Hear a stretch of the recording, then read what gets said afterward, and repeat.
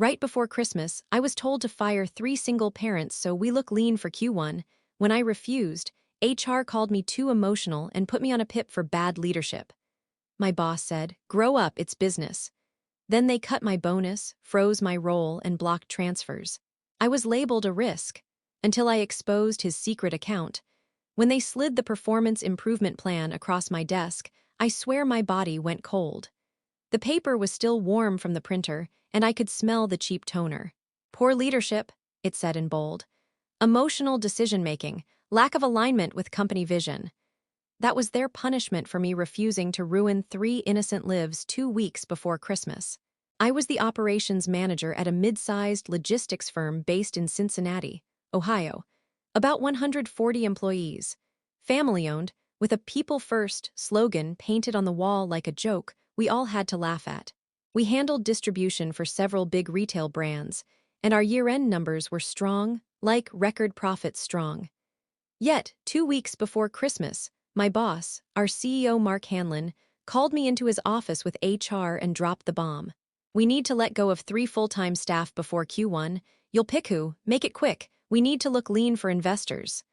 I thought I misheard him. We weren't cutting costs. We weren't in trouble. We were breaking bonuses records. But Mark's eyes didn't flinch. He sipped his black coffee and said it like he was ordering lunch. I asked, "Why them? They've got kids, mortgages, one of them's a single mom." He cut me off. "You're getting emotional again, Sarah. That's your problem, this is business." When I refused to sign the layoff notices, HR looked uncomfortable but stayed quiet. I walked out, shaking. 2 days later, I was written up. A week after that, the PIP came. 3 months to show improvement or we'll have to reevaluate your position, it said. I didn't argue. I just nodded, smiled politely, and signed my name. That's when something in me switched off. I realized if I wanted justice, I'd have to play it smarter than they thought I could. So I kept my head down. I did my job. I attended every meeting, took notes, and made myself invisible. But behind the scenes, I started digging. I started saving copies of financial reports, expense records, vendor payments, anything that looked off. And there was a lot that looked off. Payments to consulting firms that didn't exist. Inflated invoices for client bonuses that no client had received.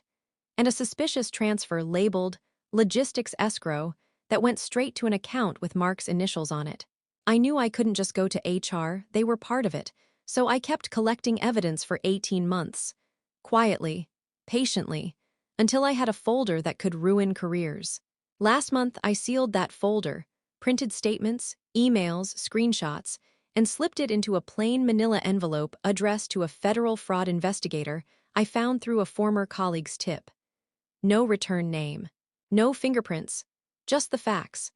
And when the news broke last week that the feds had traced multiple shell accounts funneling company money into a private bank account in Mark Hanlon's name, I knew exactly where the trail had started. But here's the thing. That was only the beginning. Because what I didn't realize then was that Mark's fraud wasn't just about greed. There was something else, something personal, that connected him to one of those employees I refused to fire. And when that truth came out, it made my stomach drop. I started at Hanlon Logistics 5 years ago, back when it was still small enough for the CEO to know everyone's name. Back when Mark used to walk the floor with coffee in hand and slap everyone on the shoulder like we were family. Back when I actually believed that word meant something in business. I'd been hired as an operations coordinator, working 12-hour shifts to keep the chaos of shipping deadlines and warehouse schedules under control. It was brutal work, but I was good at it. Within 2 years, I was promoted to operations manager, one of the youngest in the company's history. I was proud of that. Proud that I'd earned it without stepping on anyone to get there. The people I worked with, my team, were solid. Honest, hardworking, middle-class folks just trying to pay bills and keep their lives stable. There was Jason, the floor supervisor, a former Marine who'd do anything for his crew. Lena, the accountant who could balance the books in her head faster than QuickBooks could process. And April, the shipping clerk who'd been there 10 years and never once called in sick, even when her husband was dying of cancer. That was the thing about this place. It wasn't glamorous, but it felt like we were all building something real. Until Mark changed. It started after the company landed a big contract with a national retailer. The money started rolling in, and Mark got hungry. New Merceds, designer suits. His wife, who used to be sweet and approachable, suddenly stopped coming to company events. Rumors started about affairs, offshore accounts, and creative accounting. At first, I didn't want to believe any of it. Mark had been a mentor to me. He'd pushed me to speak up in board meetings, told me I had executive potential. But then, small things started adding up, like the Christmas bonus that never hit our accounts, even though the company newsletter bragged about record-breaking rewards. Or the random, vendor appreciation events that none of our actual vendors ever attended. I started keeping mental notes, but it wasn't until I refused to fire those 3 employees that everything clicked. See, when Mark told me to pick people to let go, he didn't give any performance data or reasons. He just sent a list of names, and that list, it was weird. Jason was on it, the guy who'd saved us thousands by catching a bad shipment before it left the warehouse. Lena, who kept our books spotless. And April, the same April whose husband's funeral Mark had personally attended last year, acting like the company took care of its own. It didn't make sense until later. That night, I stayed late going through old HR records. I pulled their files. No warnings, no disciplinary notes, no write-ups. They were some of our best people. But there was one thing they all had in common. Each of them had signed off on or handled transactions related to a company project called Phoenix Consulting. That name kept coming up in reports, usually tied to vague, strategic partnerships and vendor optimization fees. But when I looked up Phoenix Consulting, I found nothing. No website, no staff list, just a P.O. box registered to a town 40 miles away. That's when the gut feeling hit me. This was no vendor. It was a cover, so I started copying. Every month, I quietly downloaded financial summaries, transaction histories, and audit drafts before they were finalized. Lena had once taught me how to access the shadow logs the system keeps when you make edits. That skill ended up saving everything. Meanwhile, Mark started acting differently toward me. He stopped including me in management meetings. HR started showing up at my check-ins. I was told to focus on team morale and stop involving myself in upper-level decisions. It was clear they were pushing me out, but I wasn't leaving without proof. Over the next year and a half, I built a digital trail. Fake vendors, inflated invoices, ghost employees, even payments marked as charity donations that were really cash withdrawals. By the time I was done, the fraud total was just over $2.7 million. But the money wasn't the worst part. Because in the last batch of data I pulled, one I almost didn't look at, I found an internal note next to April's name, written in Mark's private accounting log. It wasn't a financial note. It was personal. And when I read what it said, I understood exactly why he'd wanted her gone. I remember exactly where I was when I saw it. The office was dark except for the glow of my monitor, the hum of the HVAC filling the silence. Everyone had gone home hours ago, but I stayed, pretending to be catching up on reports. In reality, I was combing through the backup logs Mark thought no one could access. In the comments section of an archived spreadsheet, buried under transaction codes, was a note that simply said, A. Wilkes, clear her out. Too close to Phoenix. April Wilkes. The same April who'd trained half the accounting team. The same April whose husband had passed away and who came back to work a week later because she needed the distraction. That line, too close to Phoenix, felt like a warning, but from what? The next day, I asked Lena about April, casually, like I was just reminiscing. Lena hesitated, then said something I'll never forget. April asked too many questions about the consulting fees. After her husband died, she started helping me reconcile the quarterly reports. She found something she wasn't supposed to. I asked, "What do you mean?" Lena shrugged, lowering her voice. She came to me one day, pale as a ghost, and said there were payments going to a bank account that didn't match any of our vendors. She said she'd talk to Mark about it. A week later, she stopped mentioning it. Then HR suddenly restructured her position.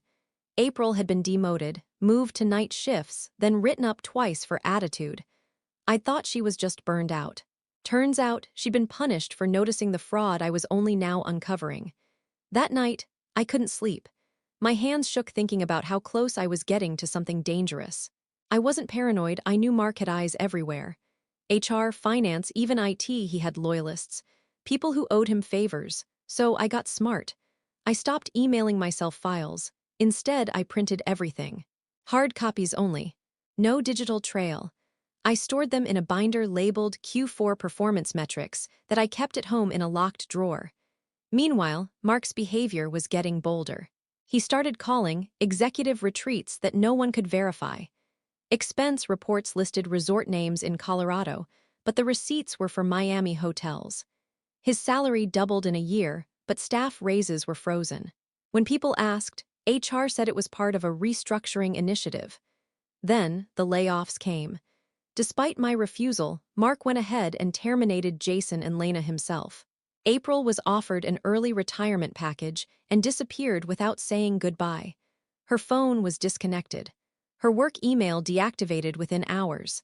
That was the moment something in me snapped. I realized these weren't just corporate games. Mark was systematically erasing people who could expose him, so I doubled down. Over the next year, I gathered not just documents but patterns. Expense reports that matched personal transactions. Vendor payments linked to fake EIN numbers. I even found a photo on a public Chamber of Commerce site, Mark shaking hands with a Phoenix Consulting representative. The man in the photo. His wife's brother. The scope was massive, and now I had proof it was family-run fraud. But then something unexpected happened, something that threw everything off balance. One afternoon, I got a call from a blocked number. A woman's voice, quiet and hoarse, said, "Sarah, don't hang up, it's April." I froze. "You don't know who you're dealing with," she whispered. "Phoenix isn't just about money, it's about leverage. You think you've been careful, but he already knows you've been digging." I asked her what she meant, but she hung up. The line went dead. 2 hours later, my access to the company financial drive was revoked. And that night, as I was leaving the office, there was a note tucked under my windshield wiper. Just one sentence, printed in all caps, "You're next." That was when I knew this wasn't just about fraud anymore. Mark was hiding something darker, something that went beyond the company, and soon I'd find out exactly what it was. I didn't go to the police. Not yet. I knew better. You don't walk into a precinct with corporate suspicion and a binder of spreadsheets and expect them to take you seriously. I needed real proof, something that tied Mark directly to criminal intent, not just bad accounting. So I played along. When it claimed my access was revoked by mistake, I smiled, thanked them, and acted confused. When HR scheduled weekly progress meetings about my PIP, I attended everyone, nodding through their fake concern and documenting everything they said. But that note on my car changed me. I started locking my doors twice, checking under my car before getting in, even changing my route to work. Paranoid? Maybe, but paranoia keeps you alive. Then came the betrayal I didn't see coming, from the one person I still trusted. I had confided everything to Lena, or at least I thought I had. Before she was fired, we'd met a few times off the record at a diner off Route 42, swapping stories, going over numbers. I'd told her about my plan to collect evidence, not the full extent, just that I was keeping notes. A week after that phone call from April, I got summoned to a mandatory executive review. The invite came from HR but CC'd Mark. My stomach sank immediately. When I walked in, the air was thick, HR, legal, and Mark all sitting at the conference table. And there, sitting beside them, was Lena, alive, smiling, wearing a blazer I'd never seen before. "Sarah," Mark said, gesturing for me to sit, "we've received some concerning reports about your behavior." I didn't speak. My pulse roared in my ears. Lena avoided my eyes. She flipped through a folder and started reading. "You've been accessing restricted financial documents without authorization. You've downloaded proprietary data and removed physical copies of confidential materials from company property." Each word hit like a slap. Mark leaned back, steepling his fingers. "We could classify this as internal theft, you understand that, right?" I stared at Lena, my mouth dry. "You told them." Her jaw tightened. "You shouldn't have dragged me into this." Dragged her into this? She'd helped me find the very data that proved the fraud. That's when it hit me, she'd flipped. They'd offered her something, reinstatement, maybe money, maybe just protection. Whatever it was, it bought her silence. Mark stood and walked around the table until he was standing behind me. "You had a future here," he said, voice low and smug. "But you let your emotions get in the way." Again, I wanted to scream, but I didn't. I just looked at Lena and said quietly, "You think he won't turn on you too?" She blinked but said nothing. HR handed me a termination notice for cause, citing breach of confidentiality and misuse of company data. They made me hand over my badge, my laptop, and even checked my bag before I left. But here's the thing, I wasn't as stupid as they thought. The Q4 performance metrics binder they confiscated, it was a decoy. A copy with redacted data and incomplete records. The real evidence was safe, hidden in a storage locker under a fake name. Still, walking out of that building for the last time felt like a knife to the gut. 5 years of my life erased with a signature. But the betrayal didn't stop there. That night, I got an email from an unknown address. No text, just an attachment, a photo of me, taken through my apartment window. And the subject line read, "Stop or you'll end up like her." Attached was a photo of a gravestone, April Wilkes, 1978-2023, the date of death, 2 weeks earlier. And suddenly, everything I thought I understood about Mark, about the fraud, the cover-ups, the consulting firm, turned into something much, much darker. I didn't sleep that night. Not even a second. I sat on my couch, clutching the photo like it could explain itself if I stared long enough. The gravestone was real, you could see the frost on the grass, the morning light. And her name carved deep into the marble, April Wilkes. 2 weeks ago she'd called me, terrified, whispering warnings. Now she was gone. I tried to convince myself it was a coincidence. Maybe she'd been sick, maybe she'd had an accident. But the voice in my head, the one that had kept me alive this long, said it plain. This wasn't coincidence. This was cleanup. And if they knew where I lived, I didn't have much time. I packed an overnight bag, grabbed the binder from the hidden compartment under my bed, and drove out of Cincinnati before dawn.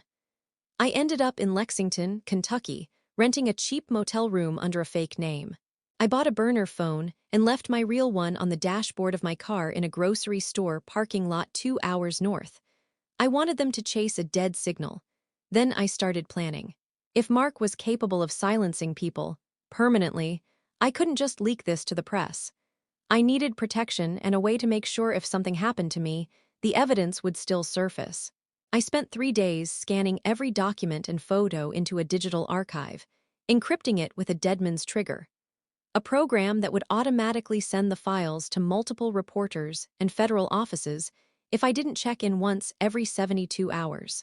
I set the emails to go to my old college roommate, who now worked for a public accounting firm.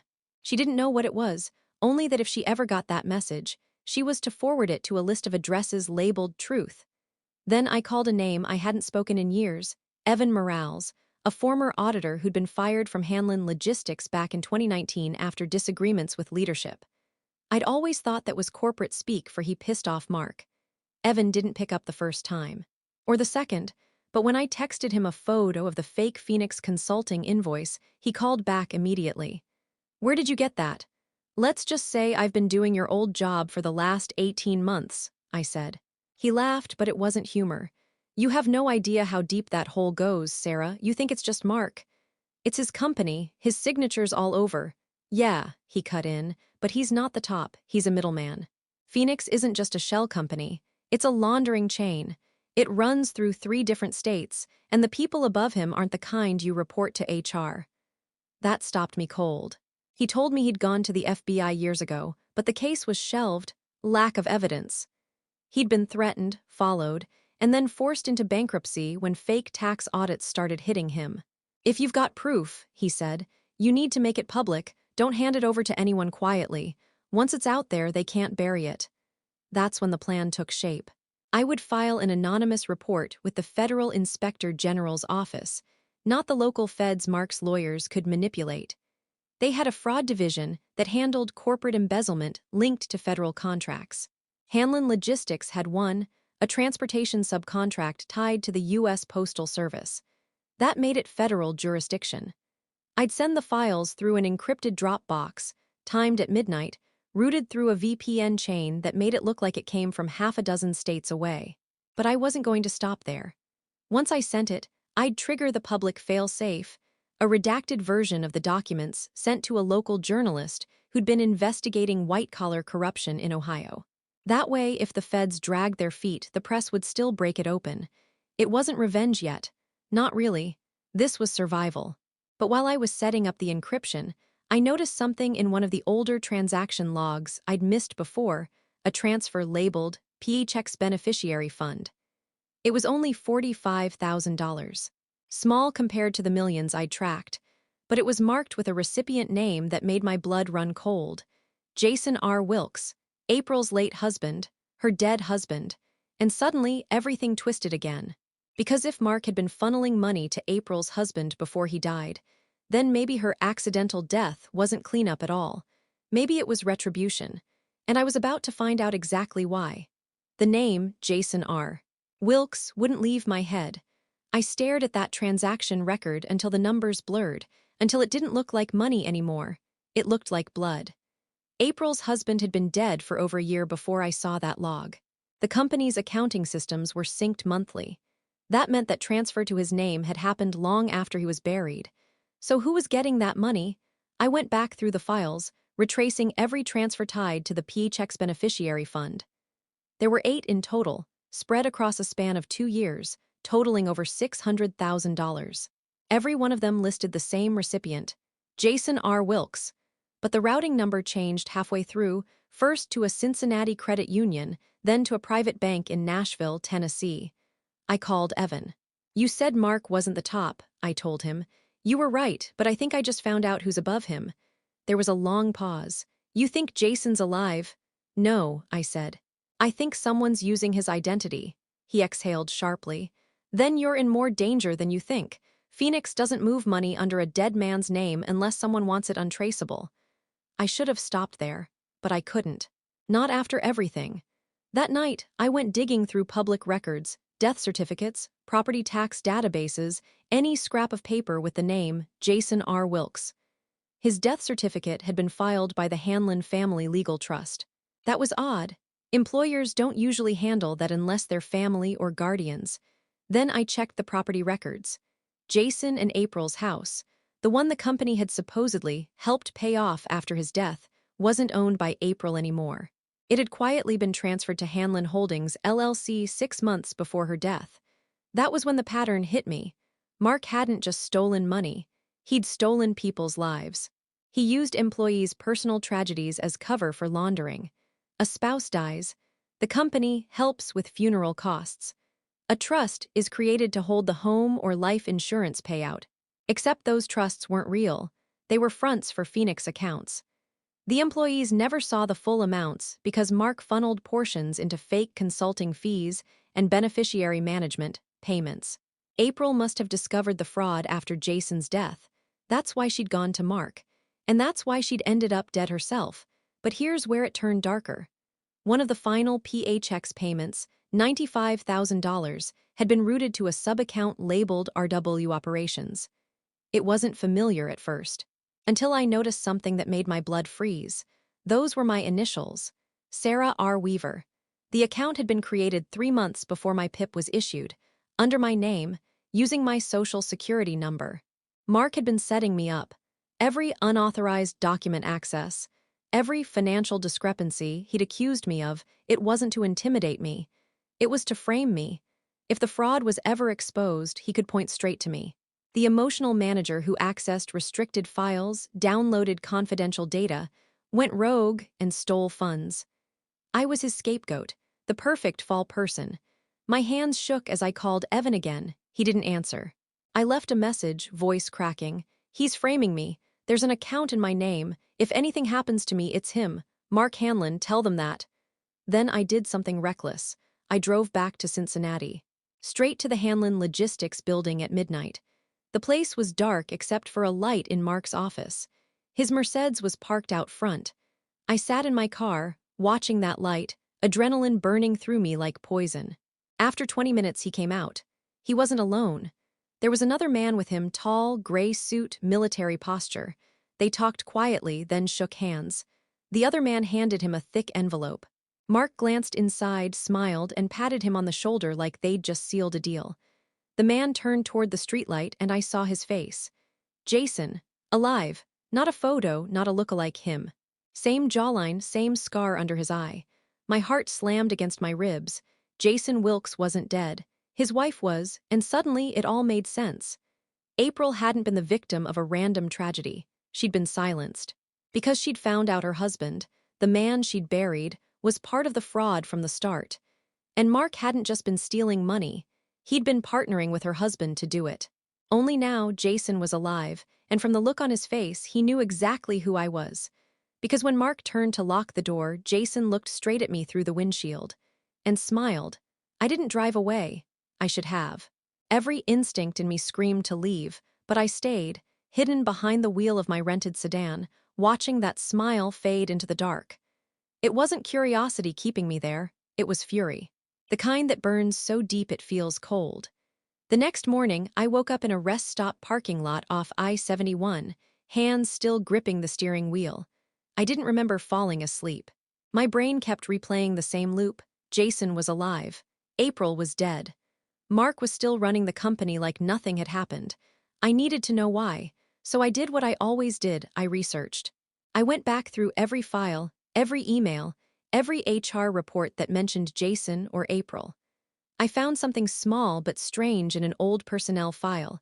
Jason's original emergency contact wasn't April. It was Mark Hanlon. That stopped me cold. When I dug deeper, the connection came out ugly. Jason and Mark had met long before Hanlon Logistics ever existed. They'd served together in the Army's logistics division in Afghanistan.